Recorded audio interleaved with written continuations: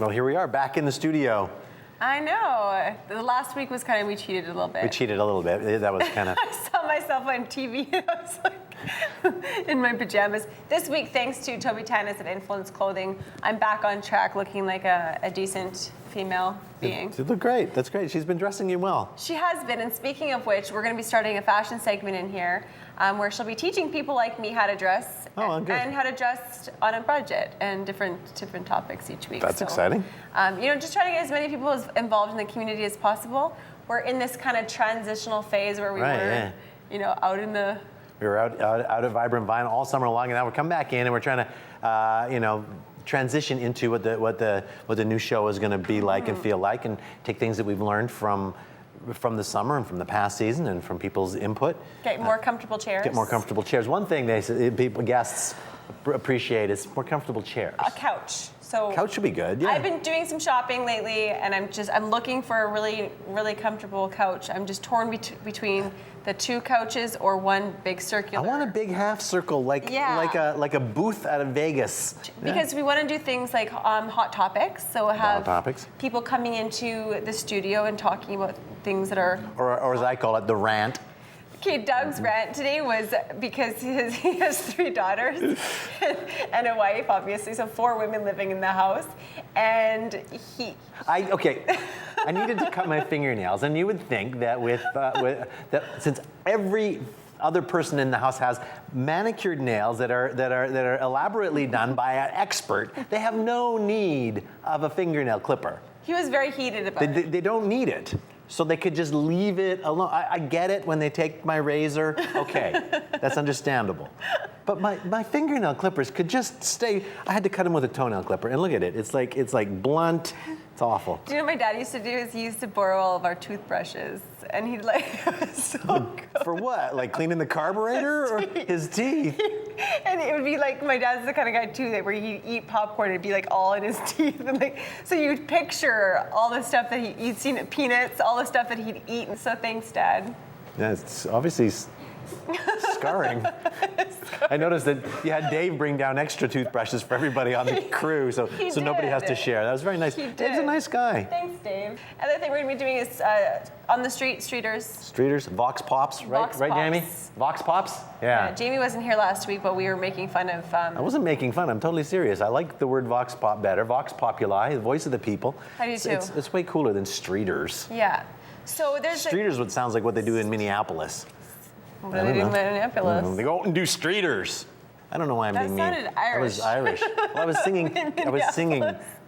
Are they Irish in Minneapolis? I don't know. Let's just move on. Yeah, but that's an opportunity from the streeters and from our hot topics and stuff is for people in the community to have a voice. So if there are things happening in the Okanagan or abroad that you think is a topic we should discuss here on this platform, you can always email us at dougandlisashow@gmail.com. Today's show is all about being awesome. Bigger, being awesome, stepping outside of what holds you back, and outside of yourself. Outside of yourself, yeah. What holds you back inside, like the barriers that we accept and that we put in our own ways. What's holding you back, Doug? What's holding me back? Are you looking at it? This microphone cable. I can't go very far. I'm tied to this chair. You know what's tied to me? This. That's not holding you back, though. No, that doesn't slow you down at all. You're Wonder Woman. I'm tired. Yeah, I get some tired eyes. So coming up after the break, that's a good transition. She's dynamite at transitions now that she's really tired and pregnant. Yeah, I'm like, Where was I? Let's come back after the break and gather our thoughts. No, actually, after the break, we're going to meet some amazing guests. Men and women. Men and women. I know it's been very concentrated on women who are amazing. It must just because there's way more amazing women in the Okanagan than there are men.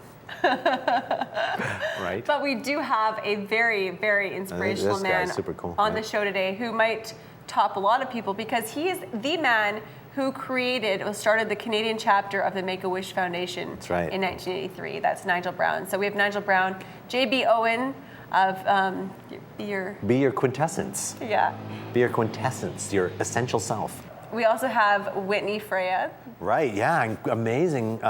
Using art to break down those kind of barriers that hold you back, your internal barriers. Awesome stuff. And to top things off, we've got an amazing musical guest, fresh from a victory at the Indigenous Music Awards, with Kelly Derrickson here with a very powerful song and an amazing message. She's a little political. A little political. So just so we all are clear that Doug and I are not, this does not reflect any of We're our not political... picking sides necessarily, no, but providing a voice for all people. Yeah, it's amazing stuff. Good stuff. I do think it's very important that we share that voice of the Indigenous people of Canada, because there's a lot of things that are issues that we need to put out there. That's right. All right. Okay. So we'll take a break and be right back. She is an innovative megrapreneur who is passionate about inspiring other women to believe in their dreams and become the fullest expressions of themselves. She has helped bring some world-renowned speakers to the Okanagan, including Lisa Nichols and now Marianne Williamson. JB Owens joins us next. Well, welcome to the show. We have JB Owen from Be Your Quintessence. You got it. Thank you. Yes. Thank you. Good job. I've been practicing the word quintessence for a little while. It is a tough word, actually. Some people do struggle with it. But you call it Q.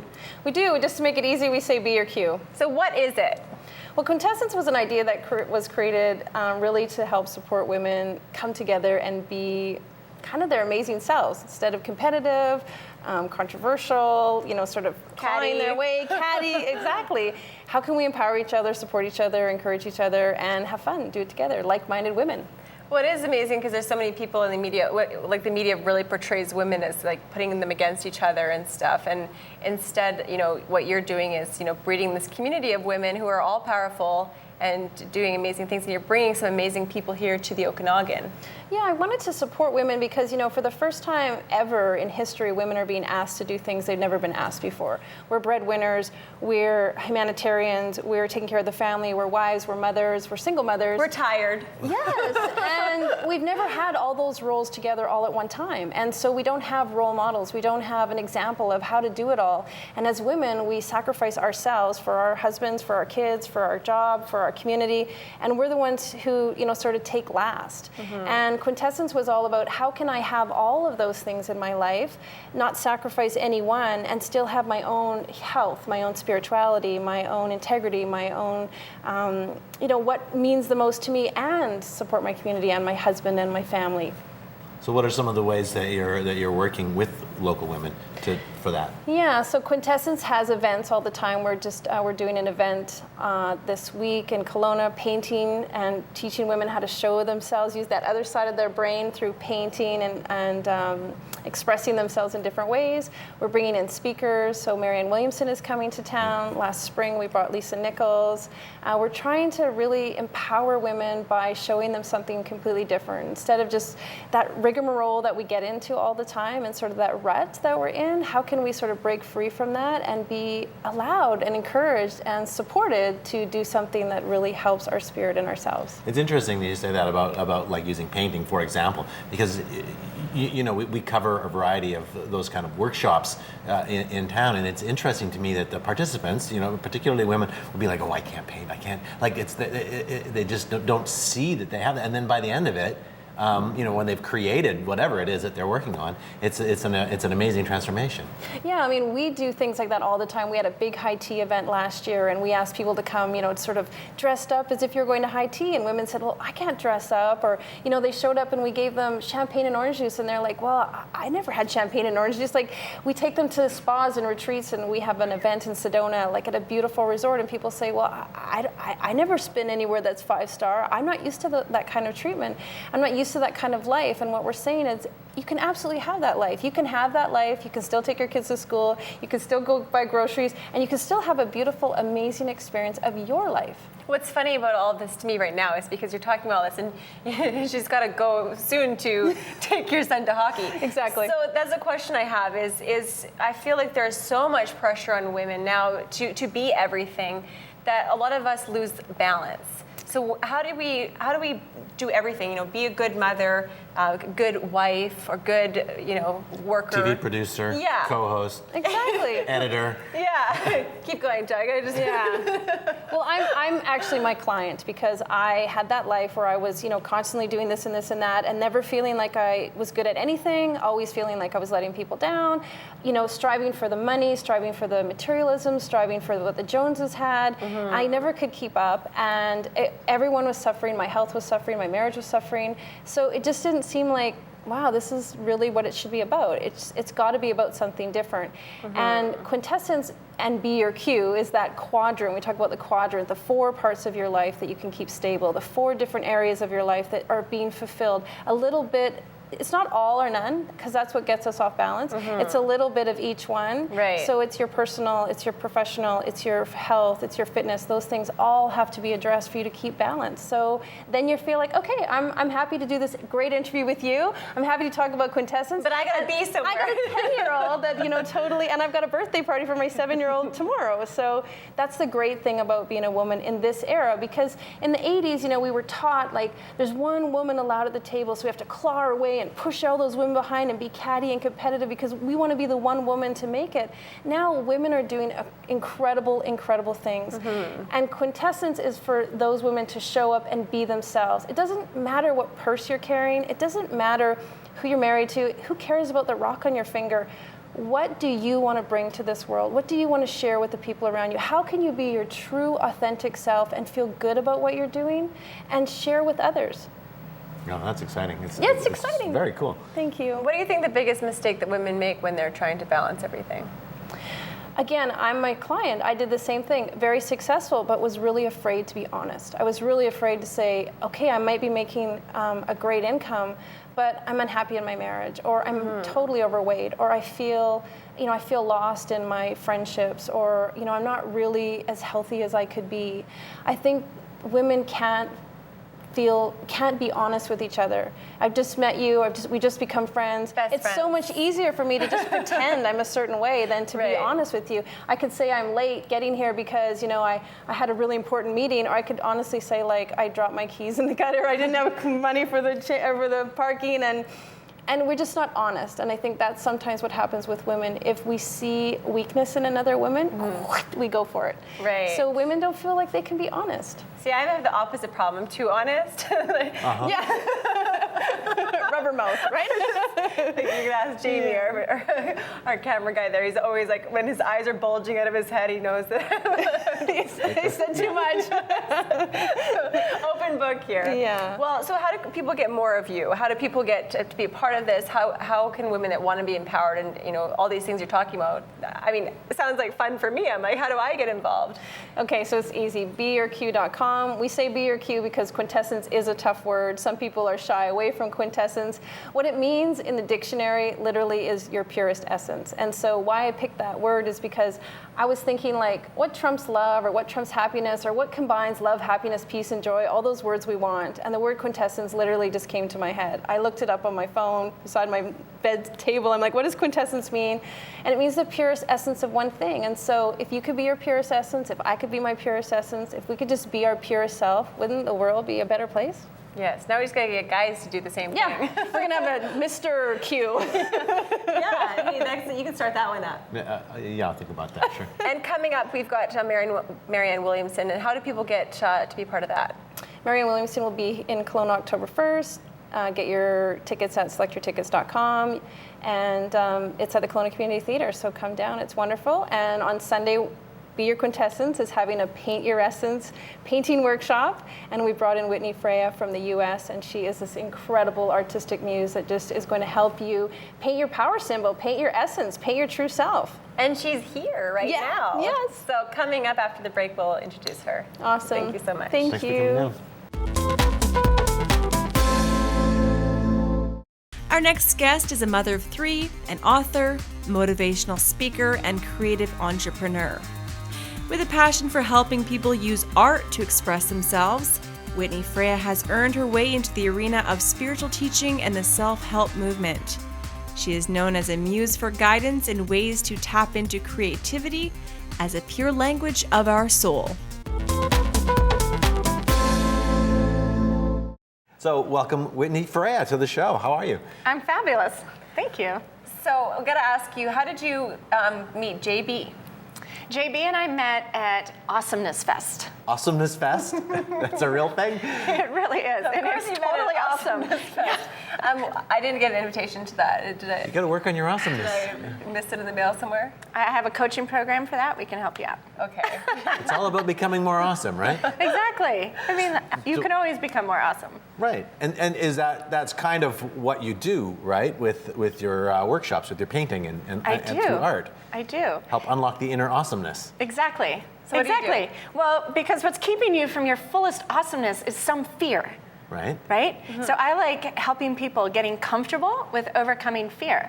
So the way I do that is we use the blank canvas. And that is scary. Right? I went to art school and blank canvases, like I would wake up like, a blank canvas. What'd you have a nightmare about? A blank canvas. Yeah. Yeah, but seriously, I was just at this event, Shine Live, and we created this amazing collaborative painting together. And about half the women came up, put paint on the paintbrush, and just like, this is really the scary. first part, right? Yeah, and as soon as they touch it to the canvas, it's like pixie dust explodes out of it, and they get this big smile, and it's like, wow, I can do this. Right. So that's where I start. And then we get to evolve the painting process to become more one of self-discovery. Do you read the paintings like, okay, well, if someone's read like the darkness of their painting, I was like, what is going on in your life? Well, I'm so glad you brought that up, actually, because the whole experience is very symbolic. Right. So that's why I teach it. I have a whole creatively fit coaching program. I certify people to teach art this way because however you create at the canvas is absolutely reflective of how you create in your life. And if you have any kind of problems in your life or anything that you want to change, it's your creative muscle that is going to get you there. Right. And there's going to be some unknown involved if you want change. Your logical mind is literally programmed to resist all change. Right. So I got to get you in your intuitive infinite mind, the creative mind that like relishes change and the unknown. And so my students, after they paint, they don't become these master artists, I don't care about that. What they do is they start creating change in the art that is their life. And that's when it gets fun. It kind of reminds me of when you hear about kids like doing drawings at school and the teacher's like, I need to call in the parents, and because what they drew represented something that maybe was going on in their heads or in their life. Is it kind of like a therapeutic process for the women? Well, I always say that art can't help but be therapy. I have zero formal art training. I mean, I graduated from college with a Bachelor of General Studies, and my learning has been selling books door to door for 4 summers, and then opening an art center in '96 in Nashville with no art background, nothing. I opened an art center, and for the next 15 years, brought people to the canvas and learned along the way and watched them come back to me with their eyes all wide and like, guess what I did? I've been meaning to do it forever, and I finally did it. Right. So whether it was taking the trip, signing up for the retreat, painting their room purple, moving, getting divorced, whatever it was, Right. it was, it's just what JB's talking about, like being your truth. Right. And we've got a lot of fear in our society, and it keeps you small, and that's fine because it's so much fun to bust out. I read a book called The War on Art, which talks about how all of us have an internal war that goes on, a voice, and I forget what the author calls it, but he calls it like the dark side or whatever, that puts block after block after block Right. in your way of when you're trying to be creative in any way. Right. That what you were talking about, we're programmed to put those walls up and resist change. Right. Well, here's one of the things I teach, though, is that fear and those blocks, they actually aren't there to stop you. They're there to get your attention and bring you present. So like if you had something in your life which you're not even aware of because you're not afraid of it, right? It's like, oh yeah, I could do that or not, or it just holds no energy. But when you're afraid of something, when there's like, ooh, I couldn't do that, that's not a stop, don't go there. That's a bringing you present and saying, yes, this is a direction we want you to go. So actually where we're all headed is this awareness of like, ooh, I'm afraid of that, so I'm gonna go there. Mm-hmm. Because on the other side of that fear is where you get to like pick up another superpower. That was like me with public speaking. Yeah? That was my biggest fear, was public speaking. So I went to broadcasting school to be like, you know. Right. But I'm still afraid of public speaking sometimes. But well, for me, like when I first started doing interviews here on Shaw, I was a cameraman and editor before that.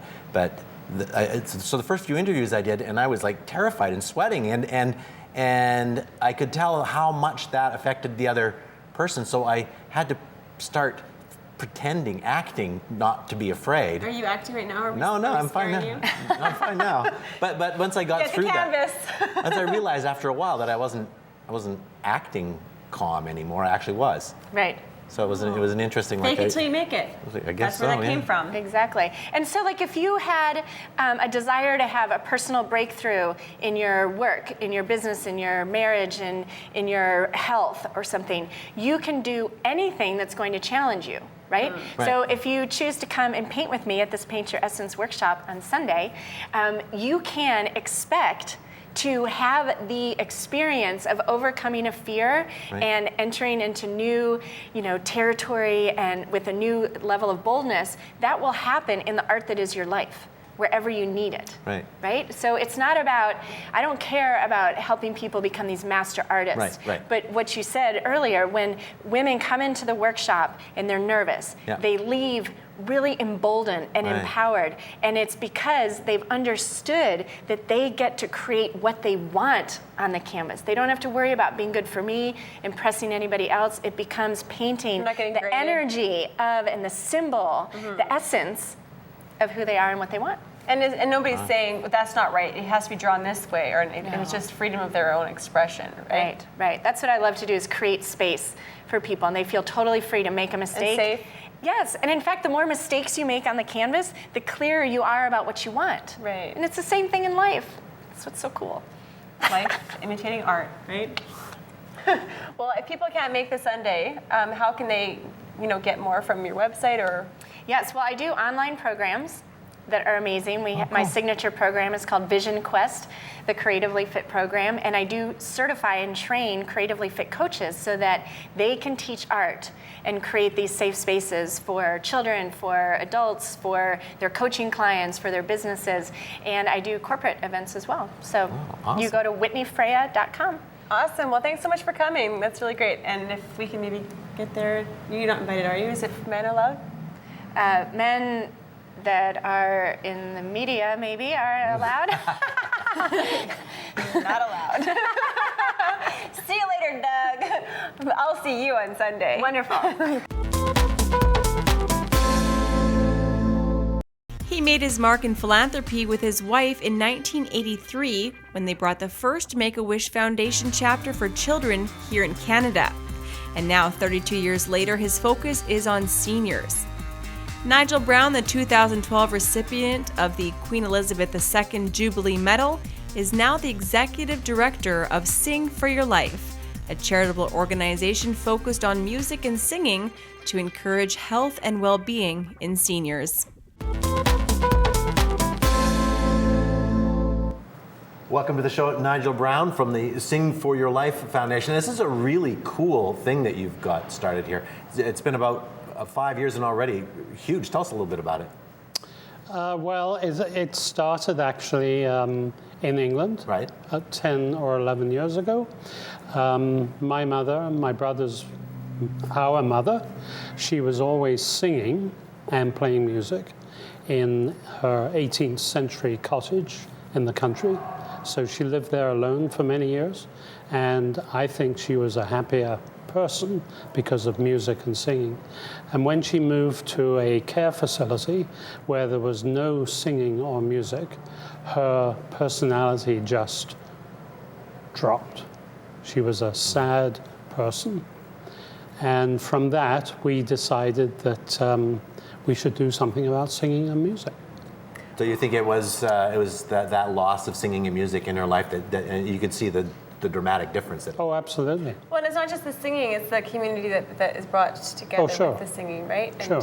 I know lots of times, and we live in the Okanagan here is, the demographics is a lot of seniors, but a lot of lonely seniors who are either, living on their own or are in care facilities and maybe don't have that access. So how do you reach those people? So we focus primarily on people who are aging at home, and we encourage them to come out into a community-like setting for a 90-minute singing, music, and community session. You're saying that there's scientific evidence on your side now that shows what a difference this can make in people's lives. Well, there's always been a lot of scientific evidence, but our programs, what makes our programs special and different from just sing-alongs is that the programs have all been clinically evaluated, and there are found to be measurable and identifiable wellness outcomes for regular participants. And each one of our sessions has a sessional plan to pursue those outcomes. That's what I found fascinating about it, is that it sounds like a sing-along would be good on its own, but that there is so much more to it in this design of your program. Yeah. We have rounds that are designed to get them thinking, get their brains moving. Right. We have hand chimes that are designed to promote their flexibility and coordination. So it's a whole range of exercises within the singing and music concept. When you find your passion, you're like, this is what makes me want to get up every day and do this. What about what you're doing gives you that drive to keep doing what you're doing? Well, I want to see it work. I want to see the difference made in people's lives. And I guess seeing like you said, the example of your own mother going through that and being able to make a difference in other people's lives and helping their mothers and fathers, and that must be inspiring for you to be able to make that kind of change. Oh, for sure. I mean, we have one couple who drives 120 kilometers round trip to come to one of our group sessions, and they only come because it's made a tremendous difference in their personal lives. So is there hopes to expand it?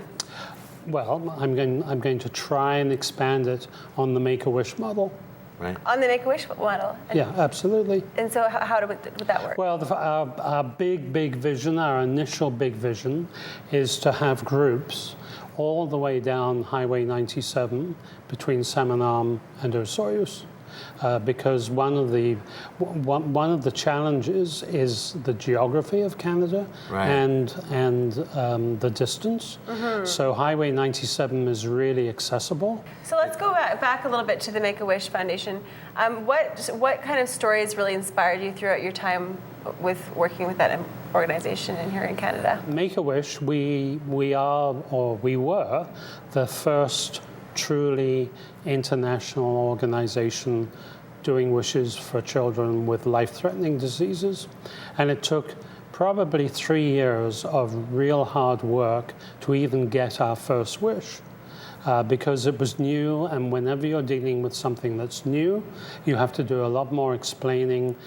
People don't necessarily understand what you're doing or why you're doing it. Mm-hmm. So it took some time, and eventually we found a nurse at BC Children's Hospital who believed in what we were doing, and she was actually the person that opened the door just a little wider to get us on the scene, right? Mm-hmm. And so we were chugging along, building, thinking, designing. We really didn't have a clue what we were doing necessarily or what it would turn into.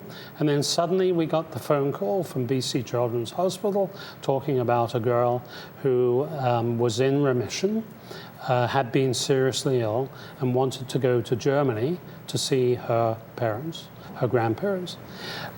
We had no money. We didn't have any of the connections we have today with airlines or hotels, etc. So we were challenged. So I went down to, I think they were called Canadian Airlines in those days, mm-hmm.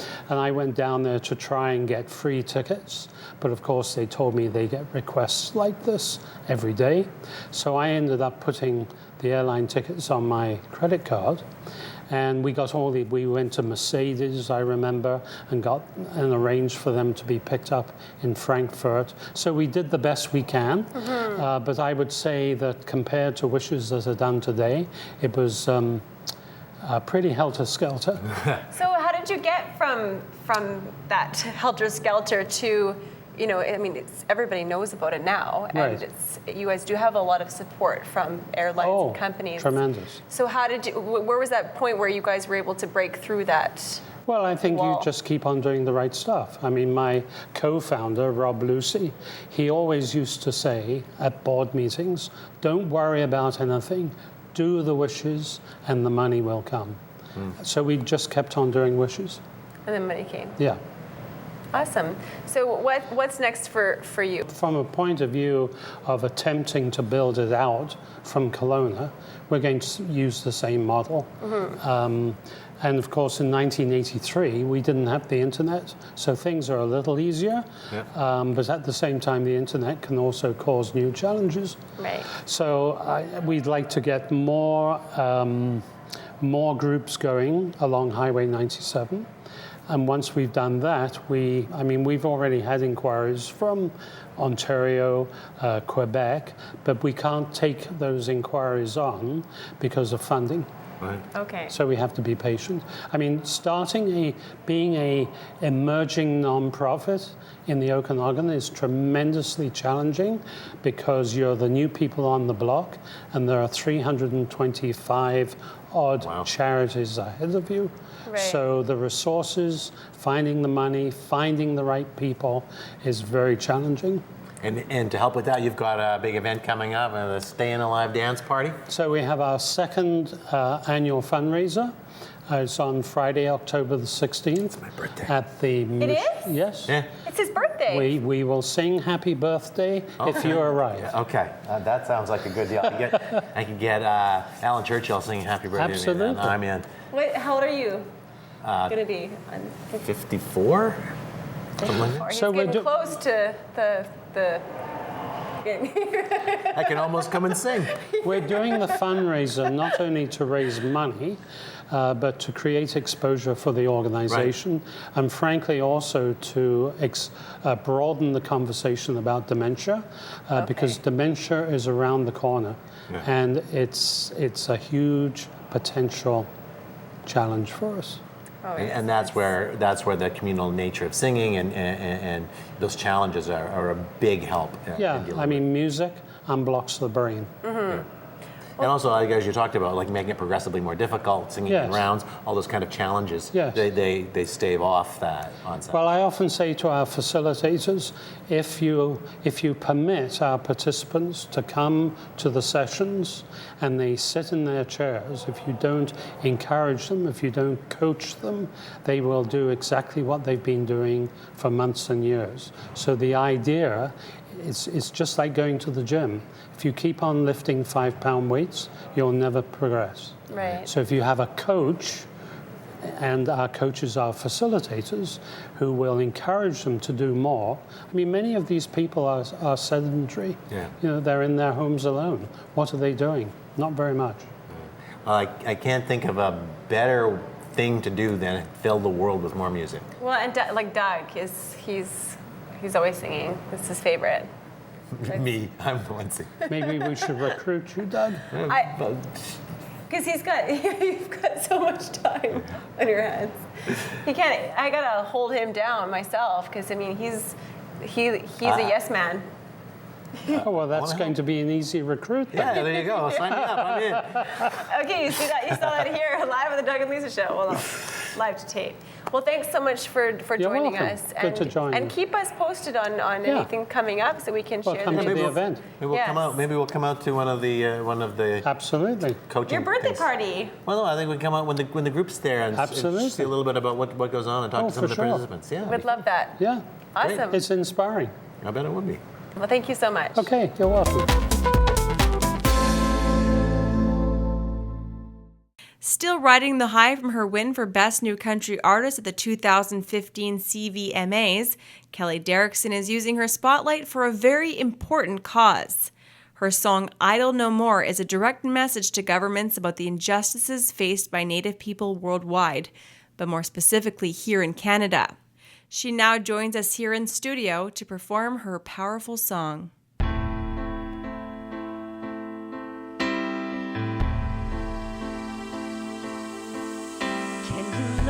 in the mirror while our people live in squalor, raping Mother Earth while we fight to protect her in the name of our Father. These things we can't ignore, can't turn a blind eye. It's time to dry the tears all our children cry. If we expect to survive, we must stand heart in hand, with eyes open wide, to save our home and native land. The miracle of God has gone from light to dark. How long must we live with a hole in our hearts? We wait and wait and wait and watch this silent war. Now we must stand idle no more.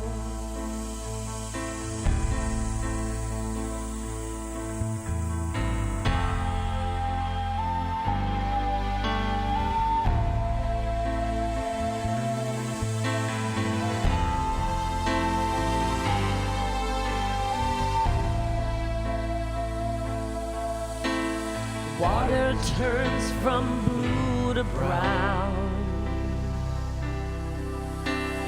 Desecrate our sacred grounds.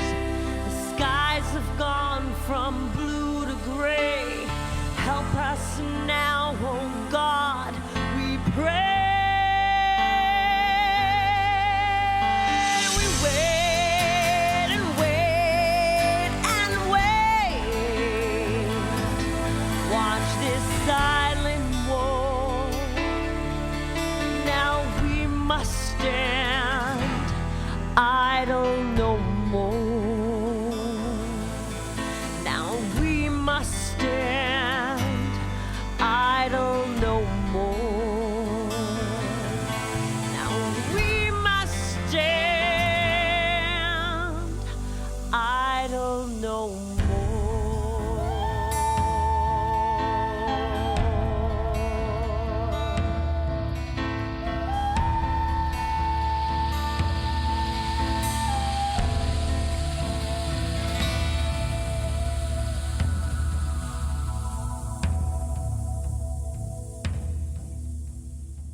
And welcome Kelly Derrickson. That was Hi, amazing. nice to meet you. Thank you so much. You know, lots of times when with live songs, we have to do retakes and things like that to get it perfect, and you just nailed it, girl. Thank you so much. I appreciate it. And what a powerful song. Do you want Yes. to talk about the title of the song and just kind of where your inspiration came from? The title of the song is called Idle No More. I wrote this song for Stephen Harper as a direct response from our people. And it's not just Native people. This is anybody in Canada that's concerned about our environment, our economy. That's why I'm really encouraging people after listening to this song. Everybody needs to get out there and vote on October 19th. What will your vote be? Well, I'm not telling, but I'm pretty sure it's not going to be for Stephen Harper. So I can guarantee that. The one thing you're not supposed to ask anybody is about like who they're voting for. I'm just kidding. How much do you weigh? Just kidding. Wow. No. My husband told the whole world I weighed 160 pounds. You don't. I do actually. Well, you're the gorgeous True. 160 pounds. Well, I got extra help here. So having a song with a strong message, how has it been received for you so far? I've had some negative comments, but on the whole, maybe 95% positive. It's just been absolutely overwhelming. Well, I think the environment is a big issue right now. What were some of the negative comments? Like, what was their opinion? Well, I think a struggle for a lot of our people is, is how do you get out of the hole when you're in there? How do you make a change? And that's why I encourage people to go out and vote. But what do you do when you're there? My dad just wrote this incredible book called Unsettling Canada, and it's basically about getting yourself educated, learning the laws, and doing something about it. It's enough to talk about it or sing about it. That's what I do, is I sing. So that's how I deal with it. But you can't just go around talking about it to create awareness forever. Finally, we've got to put our feet down and get something done. So that's what we're intending to do here. And just telling people to go out and vote, I mean, what you said, educate yourself. Don't just follow the mainstream of what people are saying. Like, educate yourself. Yeah, just listen to me, don't vote for Harper. Exactly. So, clearly, you have your opinion about Harper. So tell me some of the issues that the Indigenous people are facing that are your guys' main concerns. Well, our hunting grounds, our sacred grounds, our main food source are being, seriously polluted. A lot of our Native people, obviously, that's their main food source, so they're not able to eat and they're starving. And, the missing and murdered Indigenous women is another big something I want to be behind 100%. There's so many of families, kids, that are missing and murdered, and no investigations whatsoever has gone into it. So the country as a whole needs to support that and back up. Well, you have a little bit of help with that, with the Mrs. Recently, I just did a fundraiser, joining forces with Ashley Callingball, who is Mrs. Universe, and her mother was there, Mrs. North America. And I love that, just Mrs. Universe and Mrs. North America. Right? It's perfect. What a pair! Yeah. They're great, and here's two women that are extremely strong women who've come from absolute poverty, and were sexually abused. They went through it all, but they like, this is what I'm talking about. We're not crying about it. We're making a stand. Everybody has the strength to come out of it. And so here's two women who are an example of that. And there's lots of strong Native people, and those are the issues we're trying to, really set forth. And these investigations are ridiculous for the missing and murdered Indigenous families and women. Nothing's happening whatsoever. And why do you think that is? It's the Canadian government. They're saying they're going to do something, and they're not there. They're just not there to support it whatsoever. It's last on the list. Now, how do you feel about people like yourself and Mrs. Universe using your platform? So you as a musician and her on the platform as Mrs. Universe. I'm using the platform for these kind of political issues and being a voice for not only women but Indigenous women. I think whatever your passion is, you've got to stand up for it. So whatever you believe in, and I don't care if you're a woman or a man. It's not about that. We all need to. If you're a garbage man, you've got to love what you do and put your energy and your passion in it, and you care about it. Otherwise, nobody else is going to care. Okay, and you grew up in the Okanagan, West Bank, BC. And I know that you were kind of in the political realm with your father. True. Do you want to explain a little bit about your background there? Well, my dad was in and out of being chief for 6 terms, and I grew up here, and I was moved away to school here and there. But I went through it. I was bullied as a kid. I had several issues that I had to deal with on that level, and it was hard, And what kinds of things would you experience? Racist comments, and I was bullied physically, mentally. Yeah. All that kind of stuff. And, you either decide at one point, I'm gonna, when there's 8 or 10 people on you, there's not much you can do. And bullying is a big thing these days, and especially with social media, it's so difficult. But, you have to come from something where you say, I don't really care what anybody else says. Even if I stand alone, I'm gonna be myself, And I encourage all young people to go out there and feel that way or try. I know it's hard when you're a teenager or you're young and you really want to be cool and be, accepted, and that's hard. And but kids are resilient and they're smart, and if you talk to them about it, they'll get it. And there is obviously, for examples like yourself, there is a positive future that can come from. Absolutely. And I know you had a kidnapping scare when you were younger too. Yes. Like, who can say, oh, I was like, what happened? Yeah, no, that was my dad was deep in politics and at that time, and he's another one. He pretty much stood alone to do the right thing. Yeah. You know, and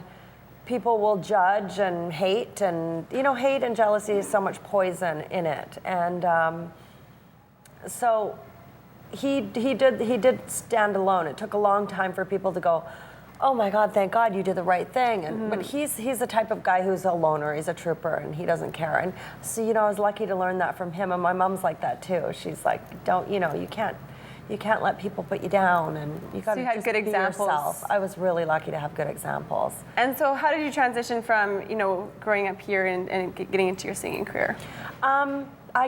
I always wanted to sing right from the get-go. So it was a lot of singing and that in my family. Like my Uncle Kelly plays the banjo and the fiddle, and my grandpa did too. And we'd have these like big hoedowns in West Bank, and like the biggest dinners grandma would cook. And it was really, really beautiful.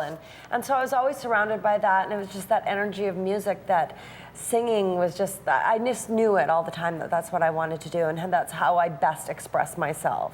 So what's your message for youth, Indigenous youth that maybe are going through some of the issues that you faced as a child? Yeah. And just like, what kind of positive message do you have for them? Well, absolutely never give up,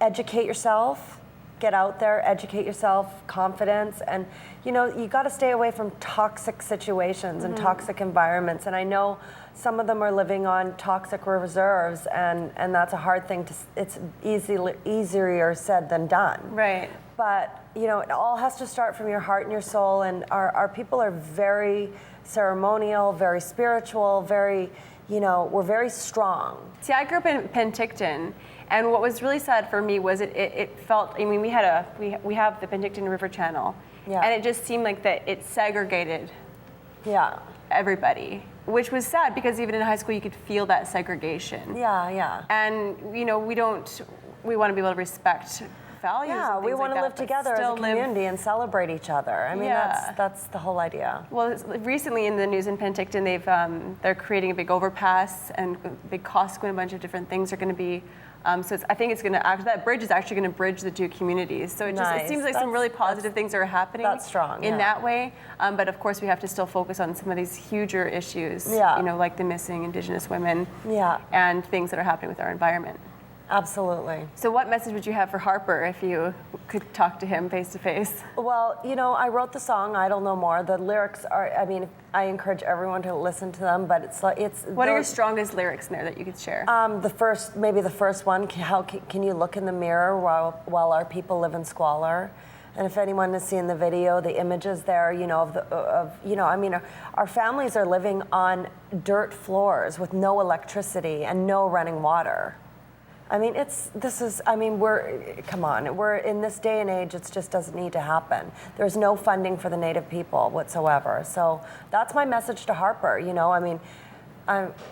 there's no need for it, to man up and get behind our people. Well, not just Harper, how can people in communities that aren't part of the Indigenous community, and this is another thing, with the wording and stuff, as a painfully white person, okay, what is it? Am I allowed to say this? Am I allowed to say that? If you said to me, Indian, that doesn't offend me.